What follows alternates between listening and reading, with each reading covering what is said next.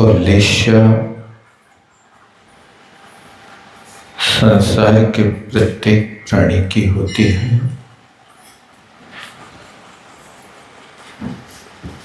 प्रथम गुण स्थान से लेकर के 13वें गुण स्थान तक लेशा का अध्वान होता है।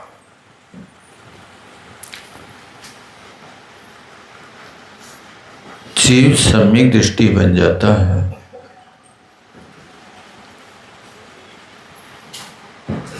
तो सम्यक दृष्टि बनते चौथा गुण स्थान होता है। चतुर्थ गुण स्थान वृत्ति के 6 लेशाएं संभव है। यदि चतुर्थ गुण स्थान वृत्ति मनुष्य त्रेंच है तो इनको 6 लेशाएं संभव है। लेकिन कोई मनुष्य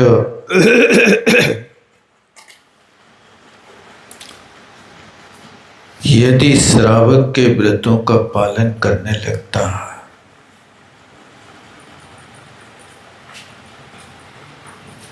तो उस श्रावक के पास 300 लेशाएं ही हुआ करते हैं।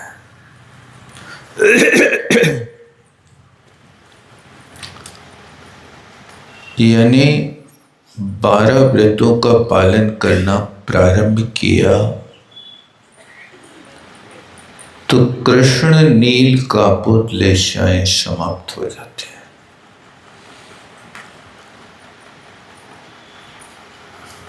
और फिर इसके आगे 6ठे 7वें गुण स्थान वर्ती मुनि महाराज है।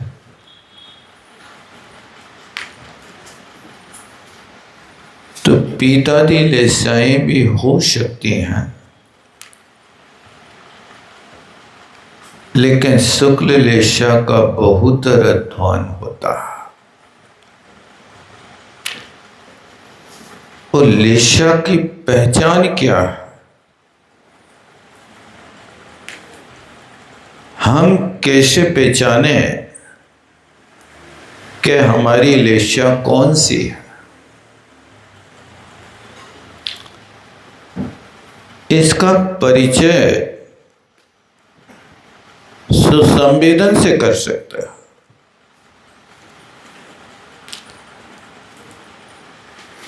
आपको कभी कभी जैसे बुखार की शिकायत होती है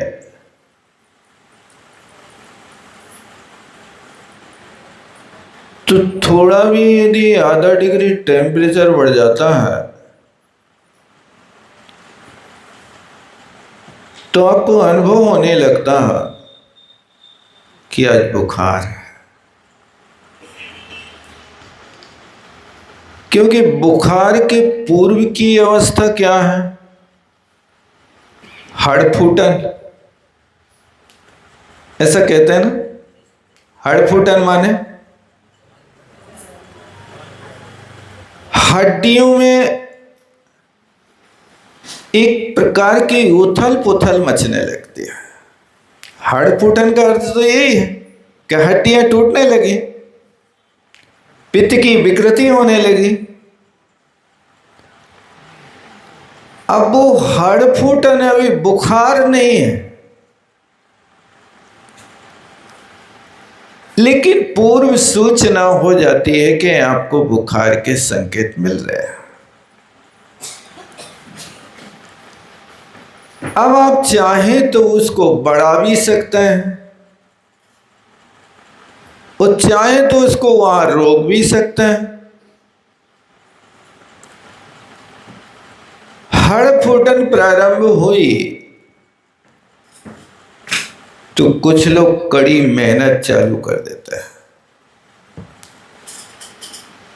और हड़फूटन होती है तो कुछ लोग पलंग पकड़ लेते हैं। जो मेहनत प्रारंभ कर देते हैं उनका उपयोग चेंज हो जाता है और थोड़ी देर में वे स्वस्थ हो जाता है। लेकिन जो खटिया पकड़ लेते हैं वे फिर आगे बुखार का विकास कर लेते हैं। तो जैसे वहां बुखार के आने पर आपके बुखार का निर्णय आपकी आत्मा देती है कि थर्मामीटर देती है? अनुभव किया कभी आपने? आपको बुखार आ रहा है, हड़फुटन हो रही है, तो जब थर्मामीटर कहेगा कि तुम्हें बुखार है तब वेदन होगा कि थर्मामीटर के पहले आपको अनुभव होगा? कि पहले अनुभव होता है तभी तो थर्मामीटर लगाते हैं। बुखार जैसा लग रहा है तो थर्मामीटर से देख लो कि कितने डिग्री है। जैसे वहां पर बुखार के आने पर आपको हड़फूटन पड़ने लगती है, इसी तरह यदि आपकी कृष्ण लेस्या बनने लगे तो हड़फूटन पड़ने लगती है। वो कैसी हड़फूटन होती है? वो ऐसी हड़फूटन होती है कि कोई कुछ कहे तो हम ईंट का जवाब पत्थर से दे देते हैं। थोड़ा सा बोल करके देखो, क्योंकि कसायों का भंडार प्रत्येक प्राणी के पास इतना है कि जैसे पके टमाटर में थोड़ी सी सुई चुभा दो ना तो पानी बहने लगता है। देखा कभी? नहीं देखा हो तो देख लेना घर पे जाकर। उस पके टमाटर में थोड़ी सी सुई चुभाई है और उससे रसम बहने लगती है।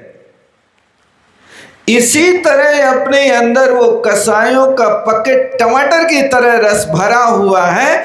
थोड़ी सी सुई चुभा करके देखो, थोड़ी सी उंगली दिखा करके देखो, वो रस इतनी जल्दी बहना चालू हो जाता है कि फिर हम कुछ कह नहीं सकते। जब ऐसी परिस्थिति बनती है तब समझ लेना कि हमारी कृष्ण लीला चल रही है। बात समझ में आई कि नहीं आई? आ रही कि नहीं आ रही? चूंकि लेस्या मार्गणा ये जीव कांड का विषय है, आप कहोगे महाराज बहुत कठिन है। अरे जीव कांड का विषय कठिन है ये तो तुम्हारे दिमाग में कोई नहीं ऐसा पहले से घुसेड़ रखा है कि कोई जीव कांड वगैरह तो बड़े ज्ञानी लोग पढ़ते हैं, समय सा तो बड़े ज्ञानी लोग पढ़ते हैं, अपने पढ़ने की जिद थोड़ी है। एक बार स्वाद लेकर के तो देखो कैसा लगता है। लेकिन आपकी आदत में पहले ही से पड़ा है कि ये हमसे नहीं होगा, करके देखो। ये लेस्या की परिभाषा समझ में आई कि नहीं आई? तुम्हें आई ना? बुखार की हड़फूटन का अनुभव हो रहा नहीं हो रहा? जब वो कृष्ण लेस्या बनने लगे तो उसके लिए आपके लिए थर्मामीटर है ना अपने का, कि कोई हित की बात कहे और हित की बात में भी तुम झुंझलाने लगो। आप उसकी बात को सुन करके आपके अंदर कसाय का जहर चढ़ता है कि क्षमा का अमृत पान करते हो? क्या करते हो? यदि किसी के हित की बात को सुन करके जहर कसाय का चढ़ने लगे तो समझ लेना कृष्ण लेस्या में जा रहे हैं। तो किसी की हित की बात को सुन करके हाथ जुड़ने लगे तो समझ लेना हम मोक्ष मार्ग की ओर जा रहे हैं। हित की बात को सुन करके वो व्यक्ति कहता है आप बड़े परोपकारी हो, आकस्मिक वैद्य हो, जो आप हमारे रोग को निराकरण ही दूर कर रहे हो। निष्कारण हमारे प्रति आपकी इतनी अच्छी सोच है, आपके लिए हम कितना धन्यवाद दें। आप हमारा कितना ध्यान रखते हैं कि कहीं दुर्गति के गड्ढे में ना गिर जाओ, इसलिए आप हमें हमेशा सतर्क करते रहते हैं। ऐसा सीख को सुनकर के जो व्यक्ति प्रत्युत्तर देता है वो व्यक्ति समझ लेना सम्यक की ओर उसके कदम बढ़ रहे हैं, शुभ लेस्या की ओर उसके कदम बढ़ रहे हैं, अशुभ से हट रहे हैं। और जो व्यक्ति हित की सीख देवे और वो झुलला करके कहे कि तुम अपनी पंडित्याई तो अपने पास रखो, हमें जरूरत नहीं तुम जैसे पंडितों की बात सुनने की, समझ लेना आप कृष्ण लीला में प्रवेश कर रहे हैं।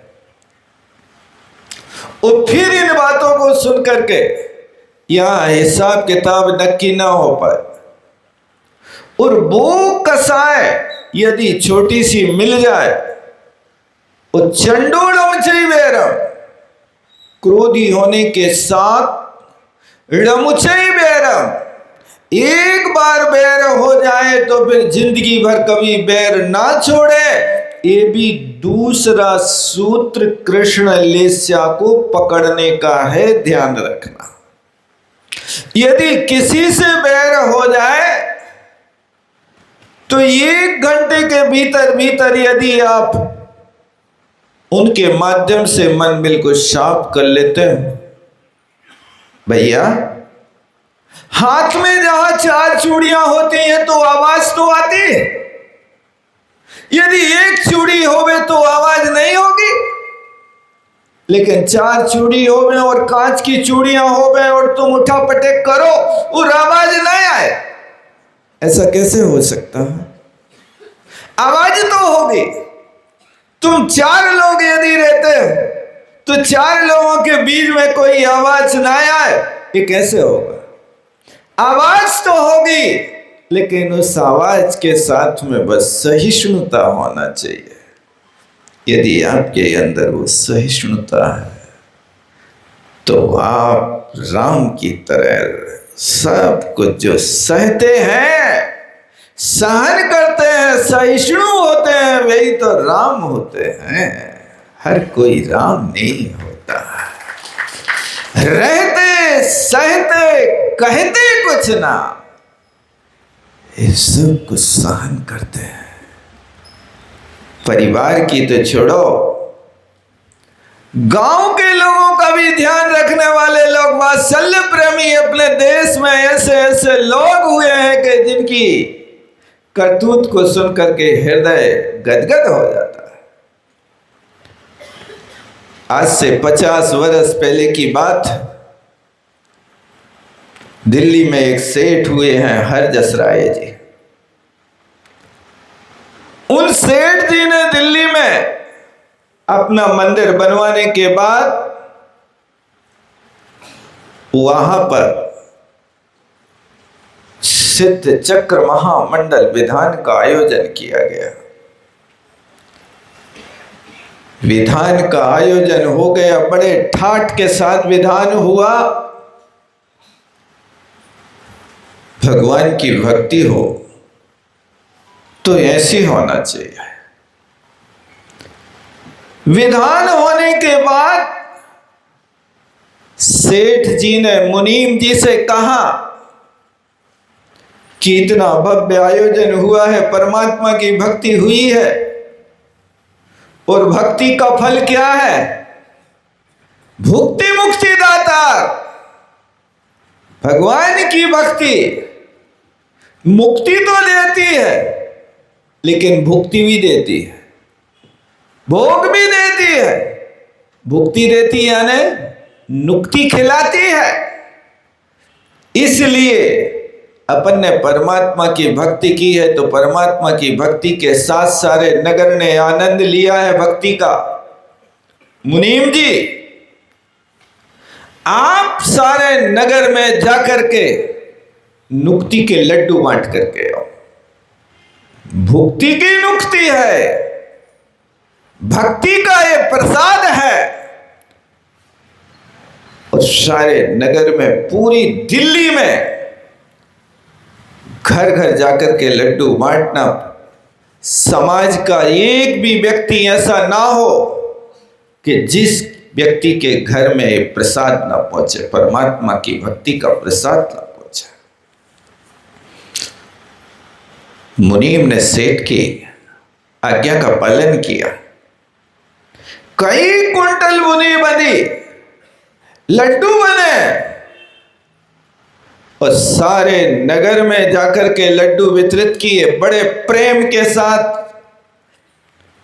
सेठ का आदेश है, करबद्ध प्रार्थना है, हमारी इस भेंट को स्वीकार करना। घर घर जाकर के बड़ी विनम्रता के साथ मुनीम जी ने सबको उपहार दिया। उसी दिल्ली में एक गरीब जैन परिवार लाल किले के सामने हाथ ठेला पर चना मूंगफली बेचता था। मुनीम जी वहां गए और उस व्यक्ति के लिए, परिवार के लिए कहा कि ये सेठ जी का उपहार है। सेठ जी ने विधान किया, उसके बदले में सारे नगर में लड्डू वितरित किए जा रहे हैं, आप भी इस उपहार को स्वीकार करो। उस गरीब परिवार ने कहा, भैया मुनीम जी आप आए, आपका स्वागत, आपको बहुत बहुत धन्यवाद, लेकिन मैं कभी सेठ को पानी नहीं पिला सकता। वे नगर सेठ हैं, राजा की तरह हैं, कभी मैं अपने घर में नहीं बुला सकता। मैं झोपड़ी में रहने वाला, चना मूंगफली बेचने वाला, इतने बड़े रईस को मैं कैसे बुला सकता हूं? जब मैं उनको अपना पानी नहीं पिला सकता तो मैं भी उनके भेंट को स्वीकार नहीं कर सकता हूं। मुनीम ने बहुत कहा, सेठ जी का ऐसा कोई अभिप्राय नहीं कि तुमसे पानी की अपेक्षा रखे, तुम्हें नाश्ता करा करके तुमसे भोजन की अपेक्षा रखे। तुम तो इस भेंट को स्वीकार कर लो, सेठ जी की करबद्ध प्रार्थना है। वो गदगद हो गया, लेकिन उसने कहा कि मेरी करबद्ध प्रार्थना के सेठ जी को बार बार मेरी तरफ से चरण स्पर्श करके कहना कि मैं आपके इस उपकार को कभी चुका नहीं सकता हूं। भावों को तो ग्रहण करता हूं, लेकिन लड्डू को ग्रहण नहीं कर सकता। मैं कभी अपनी झोपड़ी में सेठ को नहीं बुला सकता। मुनीम ने अपना वाहन मोड़ा और वापिस आए, दूसरे स्थान पर वितरित किया। शाम को वक्त सेठ जी ने मुनीम से पूछा, भैया सभी जैनी भाइयों ने, अपने साधर्मी भाइयों ने अपना प्रसाद स्वीकार किया कि नहीं? मुनीम ने कहा, सेठ साहब सारे नगर ने स्वीकार किया, लेकिन एक परिवार है जिस परिवार ने स्वीकार नहीं किया। वो परिवार लाल मंदिर के सामने लाल किले के बाजू से हाथ ठेला पे चना मूंगफली बेचता है। उनका कहना है कि मैं कभी सेठ जी को पानी नहीं पिला सकता, तो उनका भेंट स्वीकार नहीं कर सकता। ठीक, कोई बात नहीं। और कोई ऐसा परिवार तो नहीं कि जिसने अपनी भेंट स्वीकार न की हो? नहीं, बस वो ही परिवार है। सेठ जी ने बड़ी गंभीरता से उनकी बात सुनी और उस बात को सुनकर गए। दूसरे दिन पूजा पाठ करके सेठ जी अपनी बग्घी पे बैठे और लड्डू का पैकेट लिया और बग्घी को चालू करके हुई लाल मंदिर के सामने, वहां लाल किले के बाजू में जहां वो हाथ ठेला लगाता था, वहां गए। उसके ठेला के सामने बग्घी खड़ी करी, बग्घी से नीचे उतरे और उसकी दुकान पे जाकर के अपने हाथ से उसकी चना और मूंगफली की बरनी में से चना निकाले, मूंगफली निकाली और कहा, भैया पानी पिलाओ। और फिर उसने पानी पिलाया। जब पानी पी लिया, चना खा लिया, मूंगफली खा ली, अब अपना पैकेट बढ़ाया, भैया हमने तुम्हारे घर में भोजन कर लिया, अब तुम हमारी भेंट स्वीकार कर लो। सेठ के इस तरह के व्यवहार को देख करके आंखों से आंसू बहने लगे। ऐसा व्यवहार तो कभी हमारे बाप ने नहीं किया।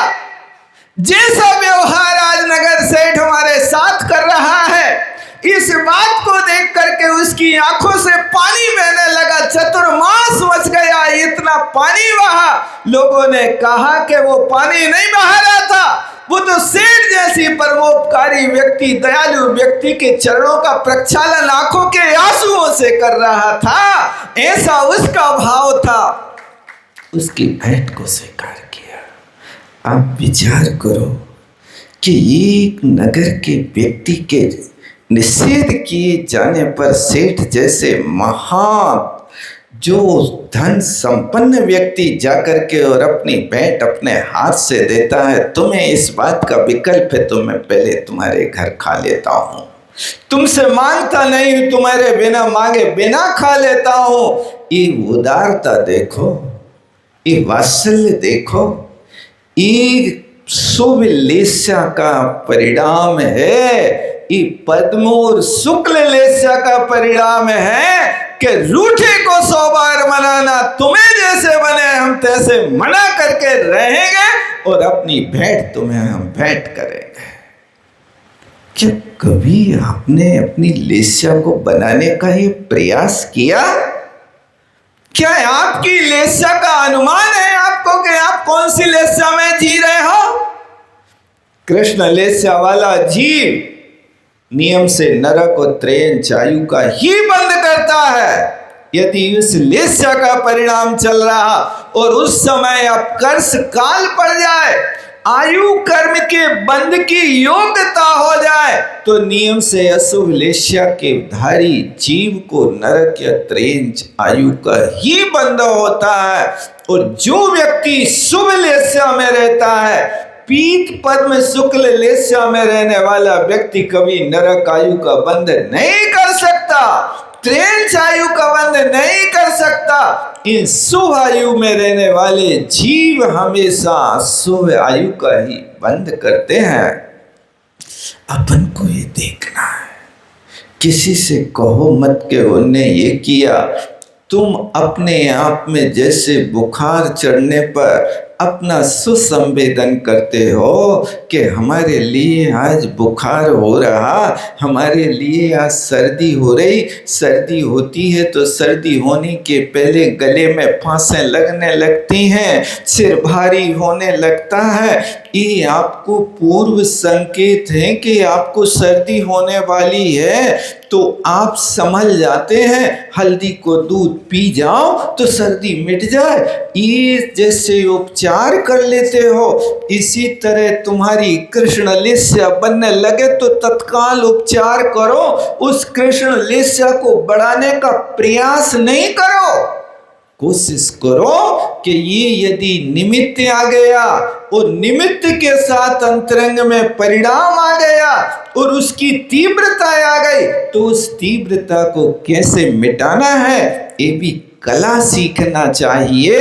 यदि नहीं सीखोगे तो उसमें वृद्धि और होती जाएगी और होती जाएगी। उसकी वृद्धि होती है तो 1-2 गुणी नहीं होती है, उसकी अनंत गुणी वृद्धि होते होते असंख्यात गुणी, इस तरह से प्रारंभ जहां गुण का क्रम आता है वो संख्यात गुणी वृद्धि, फिर असंख्यात गुणी वृद्धि, फिर आगे चल करके वो अनंत गुणी वृद्धि ऐसी होती है। जैसे आप अग्नि के ऊपर पानी रखते हो तो वो पानी अग्नि का संयोग पाकर के जैसे जैसे गर्म होता एक गर्म शुरू में होना प्रारंभ हुआ, ये संख्यात गुणी वृद्धि है। अग्नि और उसमें मिलती गई, भापें निकलना चालू हो गई, वो असंख्यात गुणी वृद्धि है। और उसी पानी में जब खोलने लगा, खटपट करने लगा, ऊपर नीचे कूदने लगा, वो पानी की उष्णता की जो वृद्धि है वो अनंत गुणी वृद्धि है। इसी तरह कृष्ण लेस्या की वृद्धि हो होवे तो पहले थोड़ा सा निमित्त मिलता, फिर आगे वृद्धि होती, फिर ऐसी वृद्धि होती है, ऐसी वृद्धि होती है कि पानी की तरह खौलने लगता है। यदि 2-4 लोग पकड़े तो भी पकड़ में नहीं आता है। मैं देखता हूं इसको। ये कृष्ण लेस्या की परिणति है। ये हमेशा अशुभ कर्म का ही बंद करती है। इसलिए किसी से मत पूछना कि हमारा भविष्य क्या है। तुम्हारा भविष्य तुम्हारे पास है और तुम्हारा भविष्य तुम्हारे परिणामों के ऊपर टिका है। यदि कृष्ण लेस्या में जी रहे हो और कृष्ण लेस्या में सारा जीवन व्यतीत कर रहे हो और कृष्ण लेस्या में प्रभु संबंधी आयु का बंद कर रहे हो, तो मैं आपसे कहता हूं कि ये नरक आयु के बंद का कारण है। कोई ज्योतिषी के पास जाकर के मत पूछना, नहीं तो 1500 रुपया और ले लेगा और जाना दुर्गति को पड़ेगा। क्योंकि पैसा लेगा तो तुम्हारी प्रशंसा तो करेगा कि हाँ भाई साहब तुम कृष्ण लेस्या भी करते रहो, स्वर्ग चले जाओ। सिद्धांत तो नहीं कहता कृष्ण लेस्या करने वाला स्वर्ग चला जाए। और सबसे बड़ा ज्योतिष यदि भविष्य को बताने वाला है तो जैन सिद्धांत है कि तुम्हारे एक एक पल के परिणाम क्या तुम्हें दिला सकते हैं, वो यहां से देख लो। इसको देखोगे तो आपको सब कुछ पता चलेगा। समय हो रहा, जितना ही विराम लेते हैं। बोलो आचार्य गुरुवर विद्यासागर जी महामणि। जावाणी के ज्ञान से शुझे लोकालो, सोवाणी मस्तक धर्म सदा